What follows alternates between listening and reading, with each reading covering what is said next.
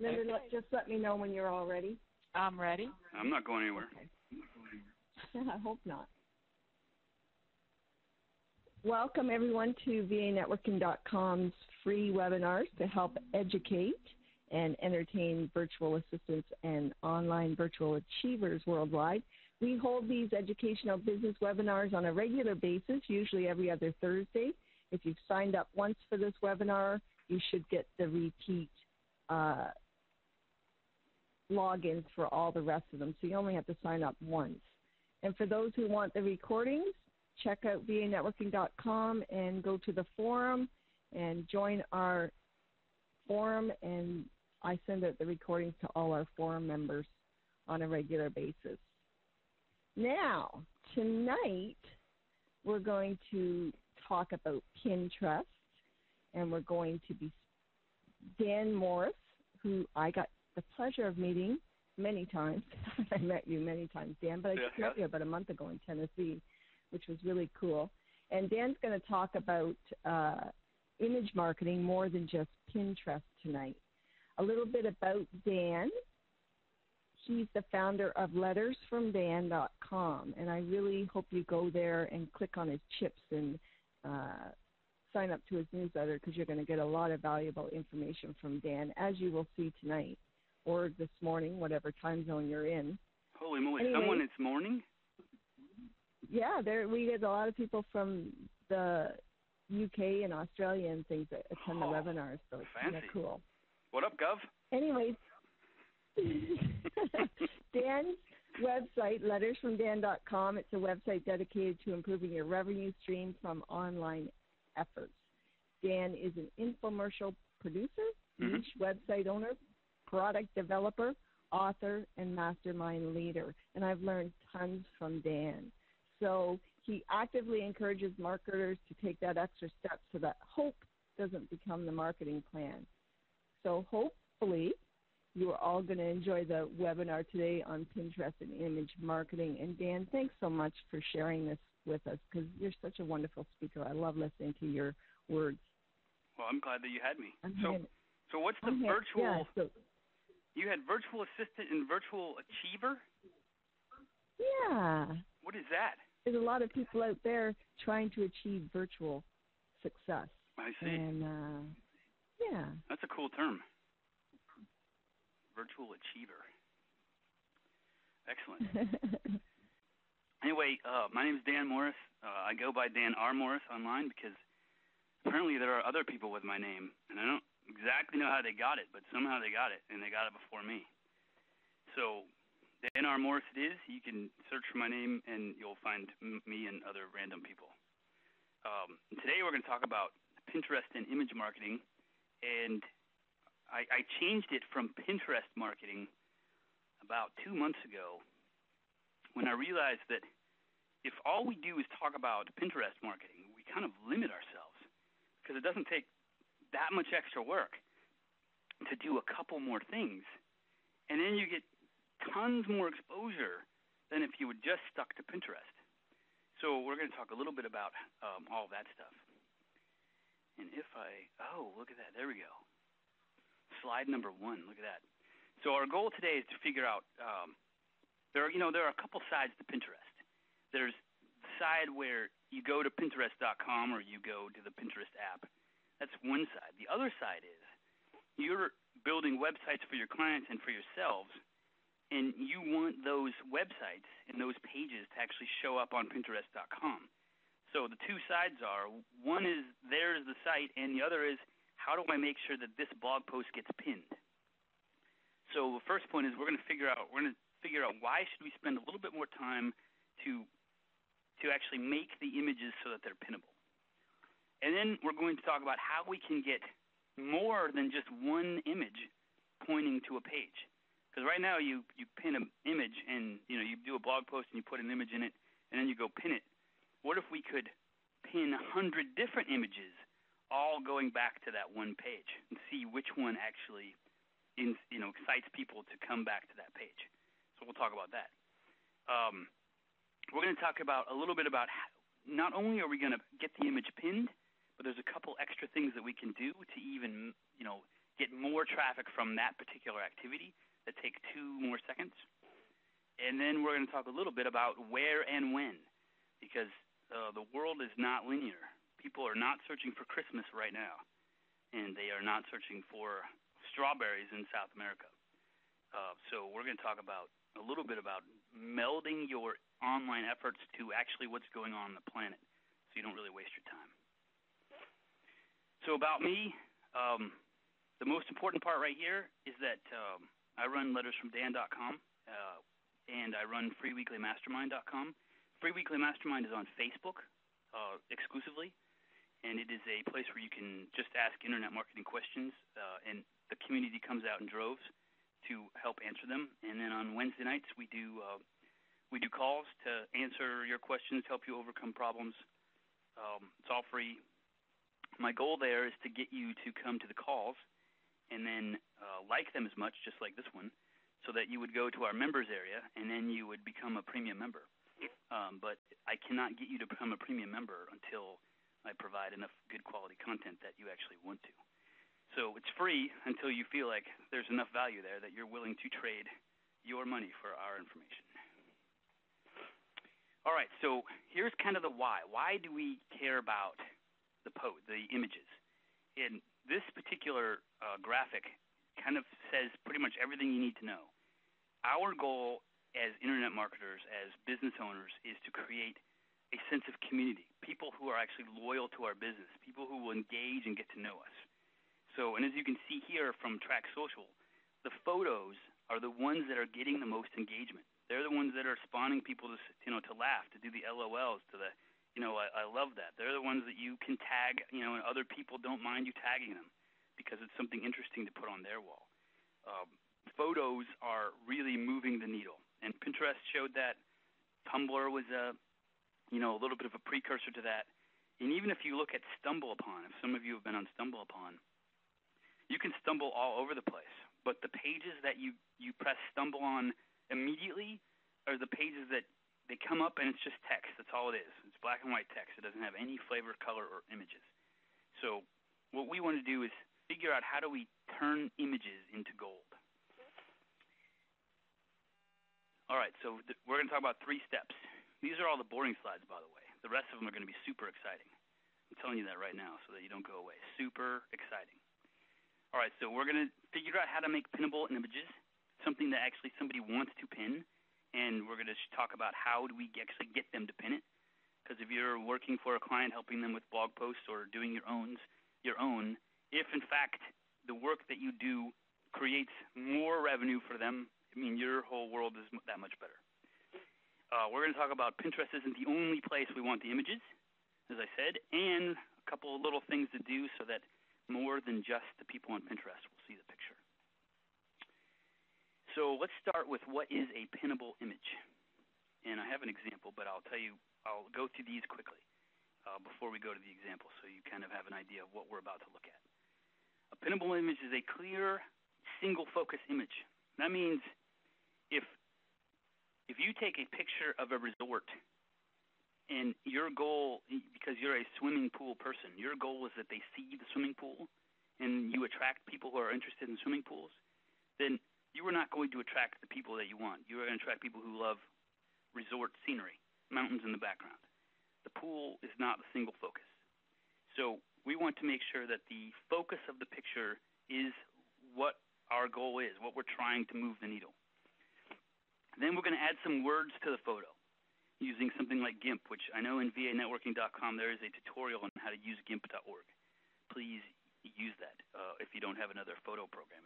It's free and it's hard, but that's fine. Use the tutorial and go to YouTube, because YouTube is your friend, and look up whatever you need to do. Just YouTube GIMP, add words, and it'll show you exactly how to do it. So we're going to add words that make the photo better. So, and I'm going to show you an example of this salad that has strawberries in it. Now, you could put the words salad with strawberries on the picture, or you could put words that actually enhance the photo, like strawberry spinach salad or low carb salad, something that makes it even a better picture. And then below that, we're going to include a description that adds even more value. to the photo, a caption that tells a little bit something even better. So in this instance of this salad, and I'm going to actually show you this picture, instead of repeating that it's a strawberry spinach salad, we're going to say it's a only 10 minutes to make 3-ingredient salad. Something that makes you go, oh, wow, that's even better. And we're going to look a little bit more about the timing. We don't want to be posting 12 ways to decorate Easter eggs right now. It doesn't make a lot of sense, but it does make a ton of sense in March. So a pinnable image is those, and I'm going to show you what a pinnable image looks like. All right, now these are pinnable images. This is from the Yummy Life, and I'm going to show you in this little inset picture over here is from Budget Savvy Diva.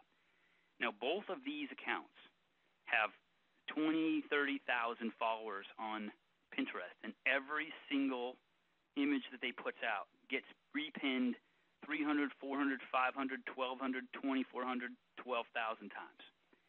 Now, you can see right here on the screen, if your eyes are good enough to see this tiny little print, that this middle picture with the coffee has 485 repins. But, in fact, that has 485 pins of the first person who repinned that. Somebody else might have repinned it somewhere else, and it got repinned 100 other times like a different branch of the tree. So actually that page might have 12 to 15,000 repins. It's just this particular line of pins right here that gets repinned has only been done 485 times. But you can see in each one of these pictures that there is a clear and concise image. It's exactly what they want you to know, like the toothpick one. And then the words add value to the picture. Like look at the strawberry salad one, and it's second to the left. You can tell that it's strawberries and something green, but you can't exactly tell whether that's Swiss chard or spinach or greens. So the fact that you put spinach strawberry salad adds value to the picture. And then below that, she has some of the ingredients in it that makes it even more enticing. Makes you want to click it, to like it, to save it, to make it. So, and you can do these for other things, not just like food. You can do that for pretty much anything. Even look at the 6 amazing uses for toothpicks. You can do, top 10 plugins. You just have to find a relevant image that goes with that. But the key is follow a design like this because this is what works. Infographics are also highly pinnable, and they're useful on your blog. They're useful to your content. Like the home gardening one. If you have a gardening, that could be the blog post right there just by itself. Or you can add text to it. But that coupled with the pin it button is going to make someone want to pin it. It is useful. It is interesting. It's chock full of information. And because you are proud of your Pinterest boards, this makes you proud to have it on it because it's good. It's not a crappy little image. It's got some value to it. All three of those have value. So infographics they're not like clear single focus, but they are sort of single focus. They grab your attention in an interesting, informative way. And they have words that, help you move along. It's not just a picture of the carrots and summer squash. It's got extra value. So keep infographics and keep the other kinds of, I'm not even sure what you call this kind of a picture, but I call it a pinnable image. Keep those in mind. This is kind of what you want to follow. Now, google.com/trends. This is an extremely useful page at this point when you're trying to figure out not only what you write about and what you do in your business and your plan, but making sure that you aren't accidentally posting Valentine's Day stuff on February 13th when you probably should have been posting it on January 6th, which happens to be the day that Valentine's Day stuff starts to peak. So here, cabbage, pumpkins, wheat, you can see how they all kind of peak at different times of the year. So you want to couple not only your blog posts and making pinnable images, but you want to make sure that you're pinning them at the right time. And google.com/trends is a great way to just hone in on when you should be doing things. One of our products is the Marketing Calendar Blueprint, and it's designed to help people figure out exactly what they're supposed to be doing in their business at what times of the year, and not just from a calendar perspective, but even from if you or your client or your team is releasing a product today, and you know that you're also going to be releasing a product in 2 months from now. What is it you have to do today to help move the needle so that those people are interested in your product 2 months from now. And, putting those kinds of things on paper and then aligning your image marketing plan with that will really help move your business forward, help grow, help increase not only the products that your audience purchases, but the information that your audience envelops. Because the ultimate goal is they get smarter. As long as your audience continually gets smarter, they will continue to follow you.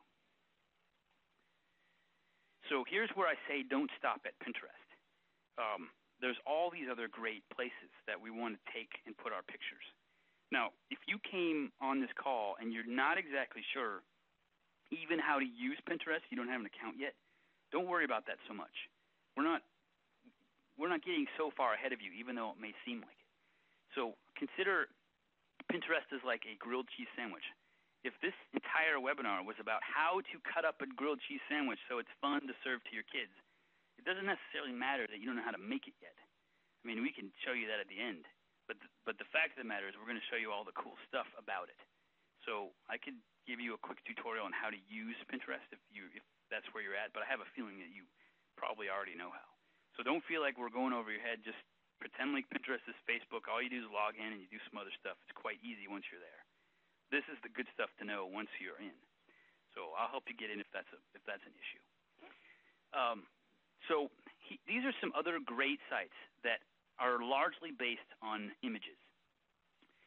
Flickr is the largest photo sharing site on the net. And I am going to go off the grid at the moment. Let's see if we can do this. I hope that you're not on dial-up and it's 500 times slower than me, because I'm going to show you Flickr. Now, here's something cool about Flickr. Flickr is a little bit like LinkedIn, and where you can join groups, and on Facebook where you have Facebook pages. Flickr has groups as well. In fact, all these here that you see are groups that apparently I have joined for different things. But you can, whatever your niche is, make sure that you take and it might even be smarter to load your pictures up to Flickr first. Then you can embed your Flickr image into your blog post, which means you're not storing it on your server. And then you can pin either your blog post or your Flickr page. It doesn't matter. Pinterest likes either one of them. But here, if, like, for instance, you're in the frogs, toads, and amphibians niche, which, you may be, you can load your images up with your URLs, in the description of the image, right into a group that is chock full of people who like the same kinds of things that your niche is. So you get to find new people with the same image. And they're all, in the niche that you want them to be in. And all you got to do is groups and find a group right here, like wine. If you're in the wine niche, you can search for wine, and there's tons. Now, of course, my computer is going to take like 10 minutes to actually search for this. Oh, look at that. Wine tasting and all about wine. Wine photo of the day, wine and dine. Wine-related photos from around the world. See how useful it would be if you were in the wine niche to make sure that your winery or your wine-related photos or your wine information shows up in these groups. Because obviously these are people who are interested in wine. So if you click on one, and let's see if any of these people did it correctly. Right down here in this description area, you could, in fact, put your domain name, link back to the page that you want them to go to. And you can put your hashtags, which we're going to talk about in a minute as well. But this is one more great place to take your images if you're not currently doing it. Now let's see if we can find that again. So Fancy is a site just like just like Pinterest. It's kind of a competitor. It's called Fancy because instead of making boards, you make boards of things that you fancy, things that you like. Another place to put stuff. Tumblr is the original Pinterest. Just like MySpace is kind of like the original Facebook. Facebook changed the user interface and it became more popular. Pinterest changed the user interface and it became more popular than Tumblr. So make sure that we load up our pictures there as well. StumbleUpon, make sure that you stumble your pages with your images because they'll get viewed when people are on the site. Do not neglect, even though you've already written the blog post and you've already loaded your image up to Pinterest, do not neglect to load it up to your Facebook page as well. I mean, when you load it up directly instead of just putting a link to it, you get the like button and all the other fancy stuff that goes along with Facebook marketing. So don't neglect it. Now, Instagram is kind of going to be a jumping off point for our next subject here. But Instagram is this great iPhone app which has now gone on to Android, and it has tons of users. I mean, probably millions at this point, and it's basically just taking pictures of whatever you're doing. There's a whole lot of food pictures on there and other stuff, and it gives you the fancy filters to make it look like a vintage Polaroid or something like that. But the key is that those pictures can be liked. You can create a community within Instagram, and you can share those with Twitter and Facebook and some other places. I'm going to show you in case you don't know about Instagram. Here is a picture that Crystal Collins of the ThriftyMama.com put together. Now, she used on her iPhone, she took 4 different pictures, and she used one of those little fancy, I think, Camera Plus or one of those other apps where you can do all kinds of fancy things with it. So she put all these little vegetarian dishes together, and then up here, late night snack vegetarian, this is her description. Now, after following Crystal for a little while, I realized that because she uses this hashtag vegetarian, and sometimes she uses vegan, and sometimes she uses the other hashtags, and then she shares that photo with Twitter and Facebook, people were starting to follow her just because they were clicking the hashtag on some other photo and then finding hers.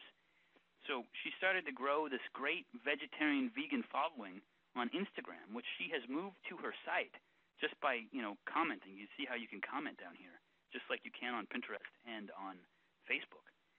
She started moving people to the Thrifty Mama site because they started following her and seeing that she was vegetarian and vegan on Instagram. Now, since she took these pictures with her phone, she can obviously take those pictures and then use them in blog posts. She can pin those images. She can load them up to Flickr, whatever. But in this particular instance, in an instant, she takes the picture. She's sitting at dinner. She uses the Camera Plus. She makes a little fancy thing.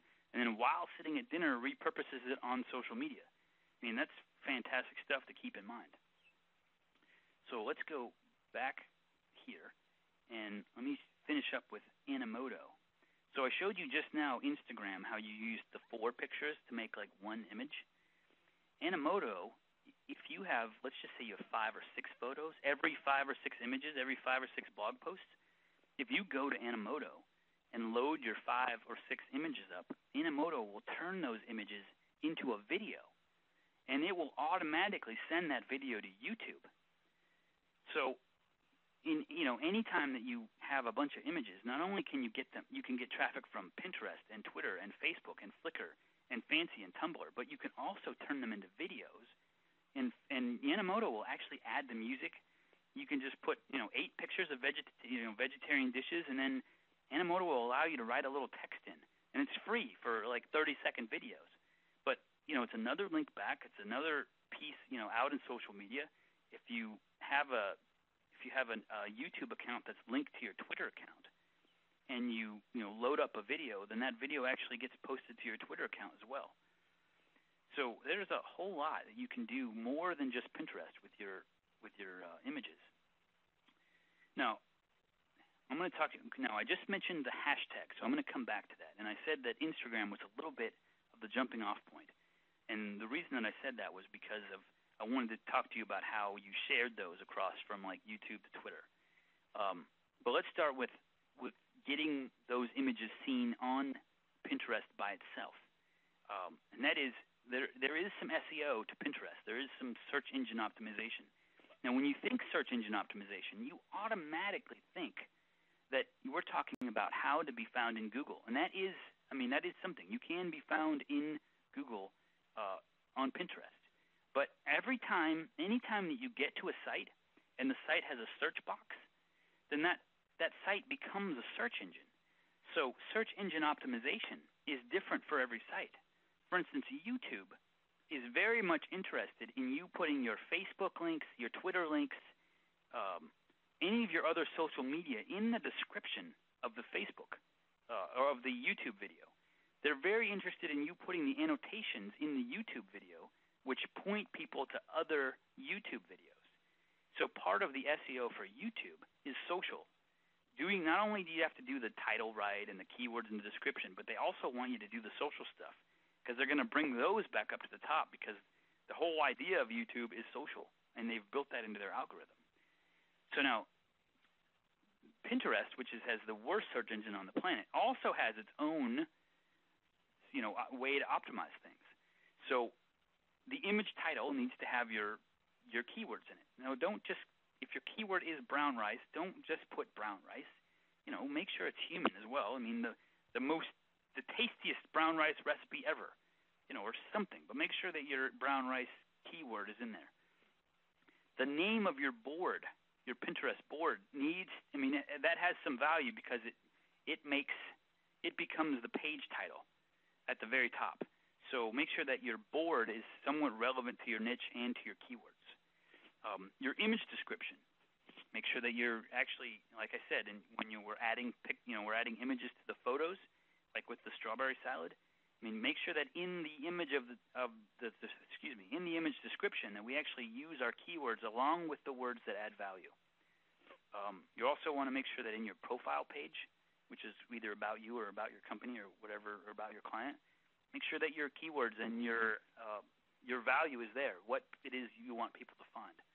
And then you can include incoming links to Pinterest. There hasn't been any conclusive studies yet to tell you whether or not incoming links to Pinterest are affecting their search engine, and that's because their search engine's horrible. But it very well may be that someday it will count. So if you want to link to your Pinterest board, that would be fantastic. Don't just not do it. If you want to do it once, it's better than everyone else. So going back to the hashtags. So we just talked about making sure that your keywords were in your description and that your description was adding value. Now this guy here, Yaron 007, he has 35 followers on Twitter and 5,600 followers on he's an Instagram guy. So 5,600 followers on Instagram. Now this is a snip of a site called Webstagram, which is a way just to look at Instagram pictures. But the way that he has increased his following on Instagram is that in his description, and you can see here, in his description, he puts hashtags, all the big hashtags. His is almost too broad for me, and it doesn't really add any value. But he's got 5,600 followers who see every photo that he puts up there. So when he puts these hashtags in there, and then he shares his Instagram with Twitter, if anyone anywhere on Twitter sees this, best of the day hashtag on any other photo anywhere else on Twitter, and they click on it, then Twitter is going to take them to every photo that has the hashtag best of the day, which means his account is going to be pretty much everywhere. He wants to be on photo of the day. He wants to be on edit of the day. So anybody who's out there clicking on edit of the day or photo of the day, they're going to likely find his images because he uses that hashtag. So you remember how we went back to Flickr, and we were in the groups, and we were searching for wine, and there were all those different wine groups? Well, there happens to be that kind of a thing for hashtags. You can Google hashtag directory, and you can go on Twitter and just type in your niche, like wine, and you can find all kinds of relevant hashtags for your niche. So for wine, I found hashtags for wine festivals, for the Ohio Wineries Association, for what else did I find? I found wine tasters, I found organic wine producers, I found home wine making. I found all of these hashtags that had to do with wine. And I have a wine-related site, so it was of interest to me to now make sure that I go back to Pinterest, and when I do future images on Pinterest and I load, I pin my own blog post or whatever, in the description I'm going to make sure that I start putting the hashtags for those organizations. Because when I share them on Twitter, people searching for that are going to find, my wine-related stuff. So when I talked originally about how we're going to do little things that only take a couple of seconds, then you can really get more people to see your images, I'm talking about just taking a little time to research your niche and see what hashtags are, even related to your niche, and then using those in your descriptions. Now, if this goes for WordPress too. If you have a WordPress blog where as soon as you post, press publish, the blog goes directly to Twitter, make sure that when you press publish the first time, that you actually put the hashtags in the title, because when WordPress sends a post to Twitter, the title actually becomes the tweet. So, if your post is, 11 ways to use WordPress plugins, make sure you put hashtag WordPress right after that, hashtag plugins, hashtag internet marketing in the title of your blog post. And then it will get sent to Twitter immediately. And then if you want to, you can just delete those and, republish your blog post, because you won't send it to Twitter twice. But at least you'll get those hashtags, and you'll be able to be found different ways. Oh, so here was an example of sharing it. So here's, I pinned this smoothie board, and I made sure that the word smoothie was in there, and then I shared it with Twitter, because now, and I think I might have brought this up. Oh, no, that's not it. That's it. Twitter. So Twitter here is a super voting news, but it actually has the word smoothie in there. So if you click on the word smoothie, it takes you to every other tweet that has the word smoothie in it. So if you share an Instagram picture with about, you go smoothie shopping or whatever, you go to someplace and you take a picture, make sure that you put the hashtag in front of the word smoothie, so that you can show up, or your client or your site can show up in a search like this. If you don't do that, and you just sort of rely on people finding it when they're perusing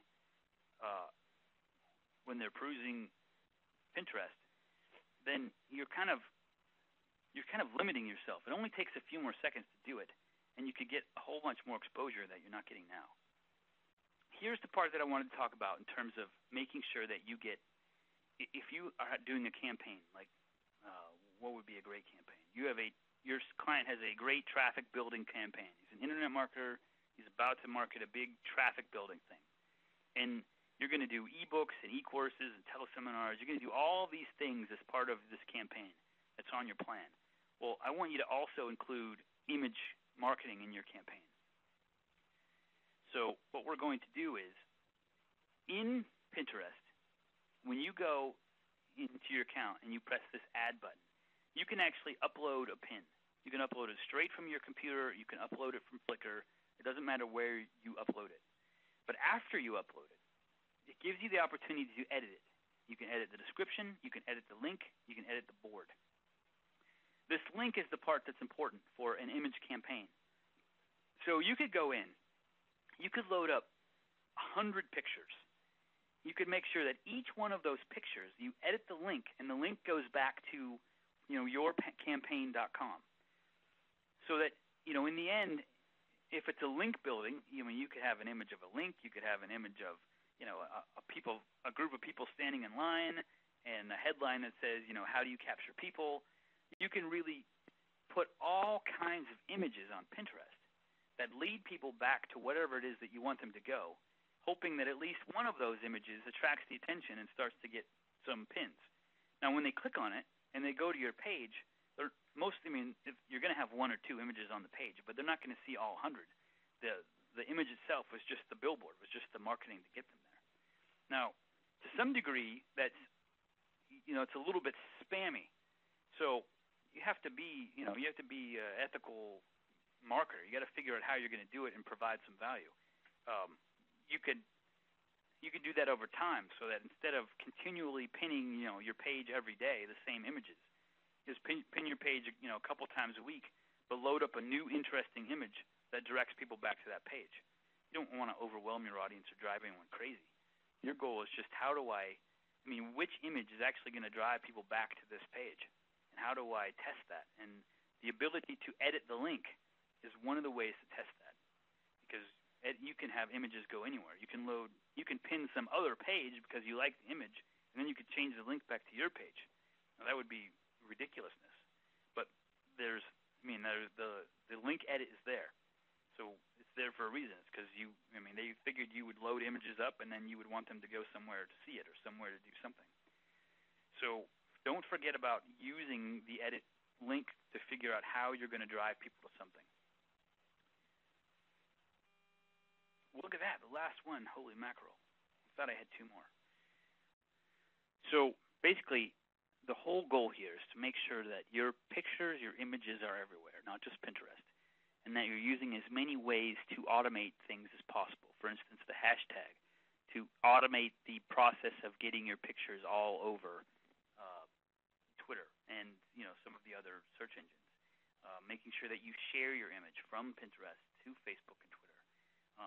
So let me show you a couple other ways really quickly. Let's go here. Take a look at Statagram. Statagram is a little bit like a, let me go here. Statagram is like a Instagram management management service. So you have all your photos that you follow, and lots of other people are on here, but Instagram or Statagram also gives you the option of taking your what would you call this? Your Instagram pictures, and putting them on your Facebook page and in your timeline, making profiles with them, doing lots of other stuff with your images. And another one is, so take a look at Statagram, because that was an easy way to repurpose your Instagram pictures, which you could also make your Flickr pictures, which you could load up to Pinterest. It's all repurposing the same stuff. If you go to, I think it's not that, ifttt.com, is that it? So if you go to ifttt.com, do I have to log in? So ifttt is this great site that's got all kinds of automation information. Apparently I have to sign in to get past this page, so sign up. But one of the things that it does is it provides recipes, and these recipes, is what they call them, are they're searchable. So if you search for Instagram, you would find this particular recipe, which is if you take a photo by Instagram, then it will automatically get put into your Dropbox. Or if you take a picture on Instagram, here's how to automatically get it to your Gmail, or here's how to get it to your Facebook page. ifttt has got all kinds of great automation. How do I say that? They call it recipes. I guess that's the best way. But ways to automate what you're doing with your images. What else should I say on this topic? You probably didn't see Animoto yet. Animoto we mentioned briefly, but this is where you create videos just by loading up a few pictures. Here you can see there's a picture. They added text. They added a picture. They added a picture. They added text. And a picture. And voila. Animoto does all the rest. It does all this part. The making it a photo, making it live. And actually loaded up a 2-second video right there. Just another great way to turn images into marketing material. So that's what we have for image marketing. I would like to say that along with this product, you're going to get the mind map. You're going to get the Pinterest Pinning for Profits video, which shows you exactly how to use Pinterest, how to get your affiliate links in there, how to use Pinterest to make money. What else do we have for you? There are about 5 or 6 other bonuses. I'll try to list them below, but that is the key at this point. Take a look at what else we have to offer. That's all I have for the video on image marketing. I hope some of these strategies are going to be fantastic for you. You're going to be able to use them. And please let me know. This is Dan Morris with freeweeklymastermind.com, and you've been listening to our Pinterest and image marketing video. Thanks.